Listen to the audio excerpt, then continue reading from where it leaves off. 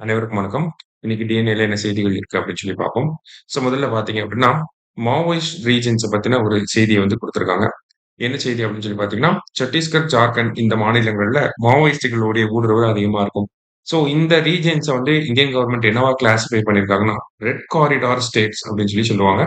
அ மாவோயிஸ்டுகள் அதிகமா இருக்கக்கூடிய பகுதிகள ரெட் காரிடார் டிஸ்ட்ரிக்ட்ஸ் அப்படின்னும் சொல்லுவாங்க. சரியா? அந்த வகையில இந்த மாவோயிஸ்டுகள அவங்களோட அந்த அ ஆக்குபேஷன கம்ப்ளீட்டா எண்ட் பண்ணணும் அப்படிங்கிறதுக்காக ஆப்பரேஷன் பிளாக் ஃபாரஸ்ட் இந்த மாரியான விஷயங்கள இந்திய அரசாங்கம் பண்ணிட்டு இருக்காங்க.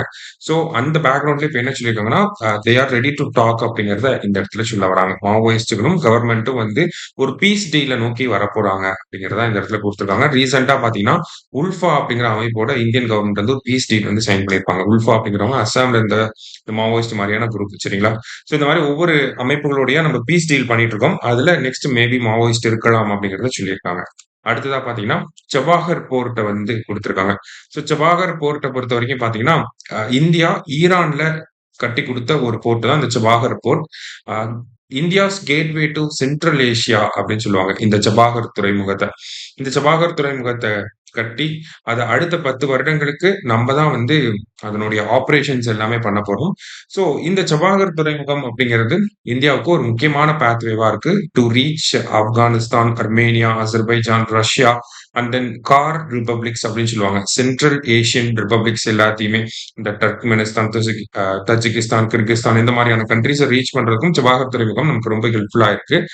இருந்தாலும் பார்த்தீங்கன்னா, அமெரிக்காவுக்கும், ஈரானுக்கும் ஆகாது. ஓகேவா? நம்ம ஈரான்ல தான் இந்த போர்ட்ட கட்டியிருக்கோம். இவ்வளவு நாள் நமக்கு ஒரு எக்செப்ஷன் அப்படிங்கிறது இருந்துச்சு. ஓகேவா? நம்ப சபாகர் துறைமுகத்த நம்ம தேவைகளுக்காக பயன்படுத்திக்கலாம் அப்படின்னு சொல்லி. ஆனா இப்ப இந்தியாவுக்கும், அமெரிக்காவுக்கும் போயிட்டு இருக்கக்கூடிய அந்த டாரிஃப் பிரச்சனைனால மேபி சபாகர் துறைமுகத்தையும் அமெரிக்கா அந்த ஆக்சஸையும் தடை பண்ணலாம் அப்படிங்கிறத சொல்லியிருக்காங்க. சரியா? அடுத்ததா பார்த்தீங்கன்னா, நமக்கு காசால நடக்கக்கூடிய விஷயத்த பத்தி சொல்லியிருக்காங்க. ரீசென்ட்டா யுஎன்னோட ஐபிசி அப்படிங்கிற அமைப்பு ஓகேங்களா? இவங்க என்ன ஒரு ரிப்போர்ட் குடுத்திருக்காங்க அப்படின்னா, அ காசா சிட்டில நமக்கு ஃபெமைன் அப்படிங்கிறது அஃபிஷியலா நமக்கு வந்துருச்சு அப்படிங்கிறத சொல்லியிருக்காங்க. அந்த கிரைட்டீரியாஸ் எல்லாமே காசா சிட்டி சாட்டிஸ்ஃபை பண்ணனால, அந்த ஒருங்கிணைந்த உணவு பாதுகாப்பு அப்படிங்கிற அந்த அமைப்பு காசால ஃபெமைன் வந்திருக்கு அப்படிங்கிறத சொல்லியிருக்காங்க. ஸோ நமக்கு அக்டோபர் 2023ல இருந்து அ இஸ்ரேல் அண்ட் ஹமாஸ் போர் நடந்துகிட்டு இருக்கு. இதுல அதிகமா பாதிக்கப்படுறது யாருன்னா, பாலஸ்தீனத்த சேர்ந்த மக்கள். குறிப்பா காசால இருக்கக்கூடிய மக்கள் தான் அதிகமா பாதிக்கப்படுறாங்க.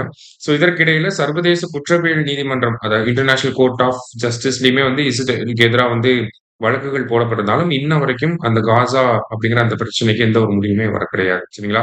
ஸோ அது தொடர்பாக தான் இந்த இடத்துல குடுத்திருக்காங்க. இந்த இடத்துல பாலஸ்தீன் அப்படிங்கிற நாட பாலஸ்தீன் அப்படிங்கிற ஒரு பகுதிய தனி நாடா நெறைய நாடுகள் அறிவிச்சுட்டு இருக்காங்க. கடைசியில பார்த்தீங்கன்னா, பிரான்ஸ் கூட அறிவிச்சிருப்பாங்க. ஆனா இந்தியா இத எப்ப அறிவிச்சிருப்பாங்க?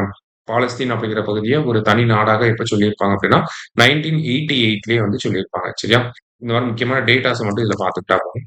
நன்றி.